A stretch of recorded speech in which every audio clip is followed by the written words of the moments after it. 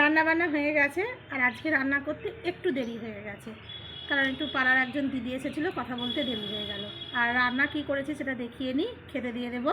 রান্না করেছি হচ্ছে যে এখানে রয়েছে প্রতিদিনের মতন ভাত, এখানে রয়েছে পালং শাক, শীষ না পালং শাক, বড়ি, বেগুন, আর আমরা একটু পালং শাকে ওলকপি দিয়ে রান্না করি, ওলকপি আলু সব কিছু দিয়ে পালং শাকের ঘন্ট। এখানে হচ্ছে মটরশুঁটি দিয়ে বাঁধাকপির ঘন্ট। আর সব রান্নায় গরম, একদম এই যে ধোঁয়া উঠছে। এখনও অবধি চেষ্টা করছি গরম গরম খাওয়া, হয়তো গরমকাল পড়লে ভালো লাগবে না। আর এখানে করেছি ট্যাংরা মাছ কষা বেগুন দিয়ে, আর এখানে করেছি টমেটোর চাটনি।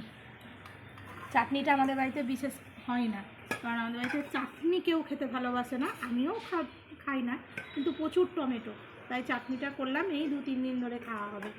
আমাদের বাড়িতে টক খেতে ভালোবাসে সবাই। ছেলের খাওয়া হয়ে গেছে, আর বরের খাবারটা বেড়ে দিই। ছেলের খাওয়া হয়ে গেছে।